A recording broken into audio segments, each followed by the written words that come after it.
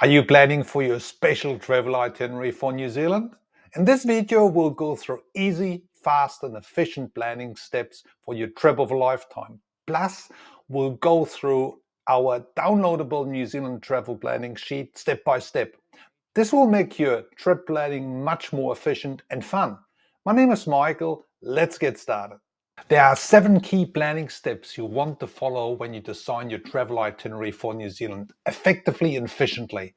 Time, location, interests, ratio North-South Island, transportation, accommodation, tours and activity. Sounds a lot, but most importantly are steps number 1 to 3. The others will flow into the itinerary almost naturally. As a professional travel designer, I talk with my guests about those planning steps all the time. So let's have a closer look and go through the travel planning sheet step by step. So let's talk about time. So the first part of timing to consider are the seasons in New Zealand. As with the Northern Hemisphere, New Zealand has spring, summer, autumn and winter seasons. We've got them listed here. Also, we got a link to the Tourism New Zealand site, which explains the seasons a little bit more in detail. So the summer season is December to February. This is obviously peak season when most travelers arrive. A beautiful time of the year is autumn, March, April, and the winter season is often for people which come for winter sports like skiing in the southern ski areas. Spring is a lovely time. It can be quite changeable in respect of weather conditions, and especially in the South Island. There's always a chance of another snow dump coming in. We've got quite a good chart here in respect of the weather conditions, the temperatures, and the rainfall, etc. So I'll put a link in the description box below so you can research that a little bit more. In general terms, my recommendation is to come from October. I would avoid the Christmas season if possible, and also the February time is very busy. So if you can travel in November before Christmas, if you can travel in January, great time. If you can travel for in the fall, in the autumn seasons between March and April, this is often the best time with the most stable weather conditions, especially if you're into the outdoors, hiking, etc. My recommendation is March, April, and even into May.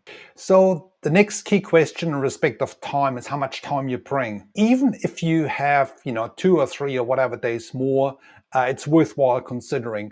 Bring as much time as possible. We've got a planning sheet, which I'll go through in a minute, just to make it much more visual in respect of how to allocate your time. Now let's talk about interests. There's so much to do in New Zealand. As you can see, we put some key activities and interests onto the North Island and South Island maps, from hiking, from caving, from food and wine, culture, fishing. It's really endless, and that is often a key challenge for travelers to decide what not to do. So important to really focus on what you want to do, like hiking, and then go plan the itinerary according to your interests and according to the time you have available. Now, the next key planning step is locations. So most people will arrive in Auckland and then often start the North Island first and go into the South Island. My key recommendation is that you stay as much as possible 2 nights at one location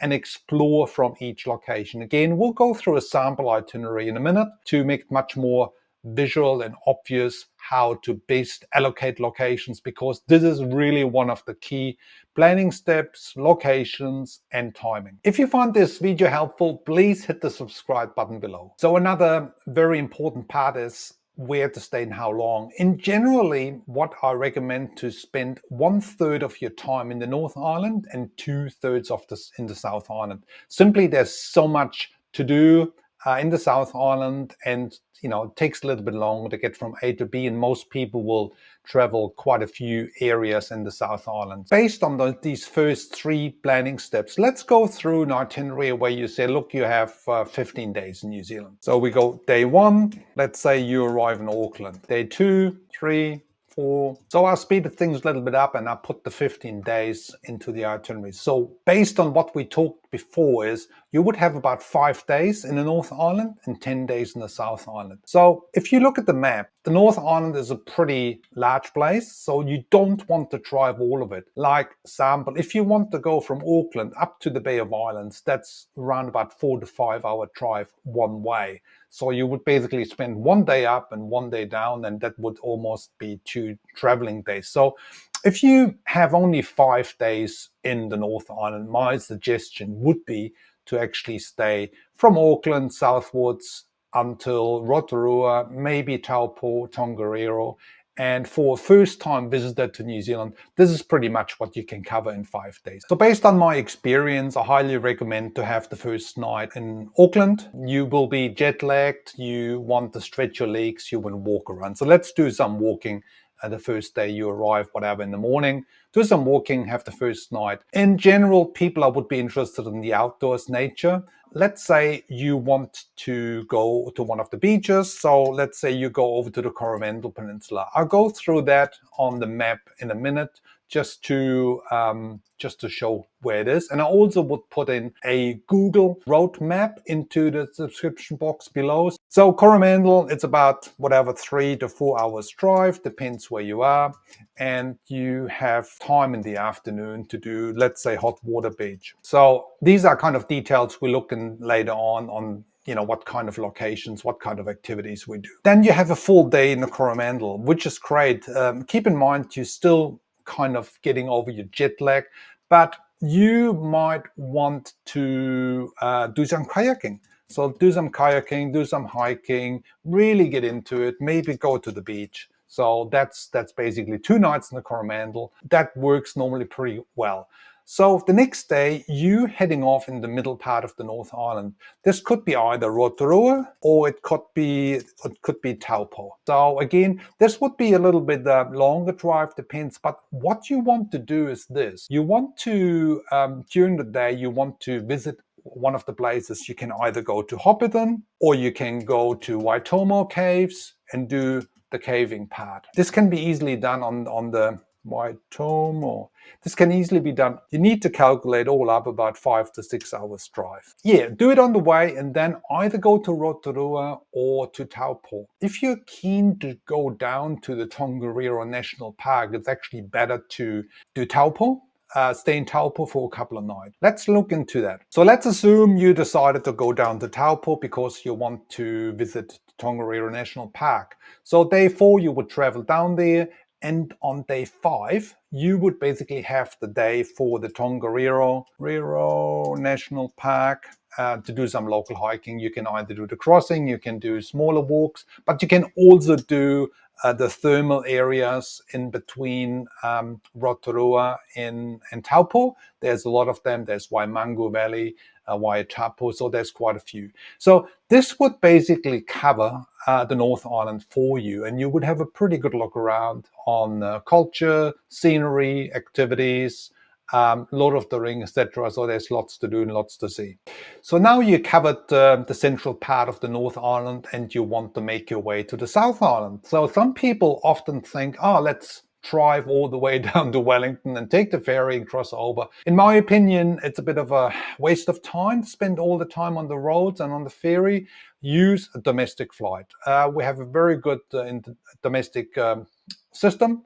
So you can either fly from Rotorua or from Auckland or even from Lake Taupo. There's an airport as well. You can fly right down to Christchurch, or you can go to Nelson, Queenstown, or even right down to Dunedin. So this is by far the most efficient and effective way of your time, especially if you're only 15 days in New Zealand. So now you're in the South Island. Now it gets a little bit tricky because there's so much to do and see. Keep in mind you have 10 days available. Keep in mind your interests. You might want to go whale watch, you might want to go to penguins, you might want to go the hiking, etc., etc. So it is really tough sometimes to make those key decisions. So let's say you want to kind of a slow traveler, I call that. So you want to stay at least 2 nights at one place. Some people, they want to travel fast, meaning they go, 1 night here and 1 night there. I do not recommend that. So let's say you take a domestic flight right down to Dunedin. And from here, you have a couple of nights, of course. You want to see the penguins, and then you head over to Tiana. I've got a number of videos of that part of the country where you can dig in a little bit deeper. I'll put these driving locations into the description box as well. And then you want to go over to Wanaka, you want to go the west coast, and you more or less want to finishing up here in the Nelson region before you basically make your way back home. So to speed things up a little bit, I already included here the itinerary into the overview. This is very important to visualize where you go and what to do and even the travel distances. So in this itinerary we just talked about, we suggested that you go back to Auckland and take a direct flight to Dunedin. Sometimes it works better that way. You get better fares, but also, again, it's a direct flight with a jet. So it only takes about 2 hours flight. And then Dunedin, you pick up another rental car, which is very easy in New Zealand. Pick up a rental car and off you go. So you have one full day in Dunedin. Day 7, you would have a day in the morning. You could do Tunnel Beach, you could do the castle. In the afternoon, you normally do the wildlife, the penguins, they're coming on shore late afternoon from fishing, and the albatross colony. So this would be really a good use of your time for that day 7. On day 8, you would go over from the eastern side of the South Island over to Tianao. With the scenic route. Again, I've got a detailed description on the scenic route, the southern scenic route it should be called. It's a really cool drive through the heartland of New Zealand. Then day 9, you would go over either Milford Sound or Doubtful Sound. You could go hiking, and so it goes. So you see, if we do this kind of system, very fastly we develop a kind of a really good structure, and this is basically 50% of your overall travel planning. You go through Wanaka again, as you see, 2 nights wherever possible. We're running a little bit short on time, but it's still fine, to have 1 night in France and 1 night in 𝗤𝗏𝗏𝗃. I mean, obviously, if you can bring another day or 2, this could be easily done. So that's where I'm suggesting, 1 or 2 days can make quite a difference with your overall planning, if you can add those. Then at the end of the trip, you could easily have maybe 3 nights as well. That's what I often suggest for my travelers, to have 3 nights just before you go back overseas, back home. Go to the Abel Tasman, cycle, food and wine. And that's pretty much what you can do on day 16. I added day 16 because, to make it work. Day 16, you fly back to Auckland and you can connect right with your international flights. Nelson is a good airport. There are flights almost every hour going up to Auckland, so it's a direct flight as well. So this is the overview, the most important step 1, 2, and 3: time, locations, and interest. So just as a reminder, you can download this travel planning sheet in the description box below. And can start planning. And I'll also put a link for that Google map into the description box, so you can actually have all the details with the Google map when you start planning as well. Right, now we've done the hard part in deciding where to go and how long to stay. Now let's briefly talk about transport options. New Zealand is a self-drive paradise, so I would suggest with a rental car. Otherwise, you can use a driver if you want to. That's a possibility. Domestic flights we talked about. There's also a couple of train trips you want to consider, especially here in the South Island. You can connect between Greymouth and Christchurch. And there's another one here between Picton and Christchurch. So generally, that's what you would do, using a rental car and a flight, and maybe even a train trip between location A and B. So for accommodation options, we have a full video on that subject. So basically you can have bed and breakfast, hotels, lodges, etc., etc. So there's a lot of options for you, but these kinds of decisions in respect of accommodation and tours as well, those ones can be done or should be done after you decided where to go and how long to stay. The fun part now is, once you have those basics in place, you can look into the details. And again, this map helps you to kind of figure out what each area is famous for. Like we mentioned here, the penguins and the albatross, or the hiking, or the wildlife, the glaciers, or the beaches, etc. So this really is the fun part at the end, where you decide on what activities you want to do. My suggestion in general is, don't pack too much into it. Leave a little bit of a room in respect what you do. Also, all nature tours like penguins and albatross, those need to be pre-booked. You cannot simply arrive and expect that you get a space. They will be fully booked. So there are some more helpful links in that planning sheet from accommodation, transport, hiking, sample itineraries as well. So feel free to click on them and just research them. But you've done the hard work in filling out all those details. And any questions, please put in the comments field. I try to answer as many as I can. Also, we got here an old-fashioned distance map chart between locations, and in these days it's pretty much Google, but it's still helpful sometimes to understand how many kilometers from A to B. Keep in mind with distances in New Zealand, with a rental car option, you need to calculate 80 kilometers an hour, sorry. If you're traveling with a motorhome, which I've forgotten before, so you can actually travel with a motorhome as well. But that's a completely different way of traveling. I will actually make another video on that, motorhome travel versus rental car travel. You need to calculate that, 80 kilometers per hour. So don't try to do 500-600 kilometers or even miles a day. It's not going to work, because New Zealand roads are country roads in that respect. They'll have one lane in one direction. So yeah, keep it to about 4 to 5, maximum 6 hours driving. Also, we got here a sheet with a bit of budgeting, where you can kind of keep in mind how much you want to spend, and for transport, tours, etc. Keep in mind, this is a once in a lifetime often for many travelers, and it's very much worthwhile to include those activities into your travel itinerary for New Zealand. As you see, planning your travel itinerary for New Zealand can be easy and fun. So by following those 7 key planning steps, you'll design your own trip of a lifetime fast and efficiently. Don't forget to download the planning sheet in the description box below. Leave any questions in the comments field. I will endeavor to answer them to the best of my ability.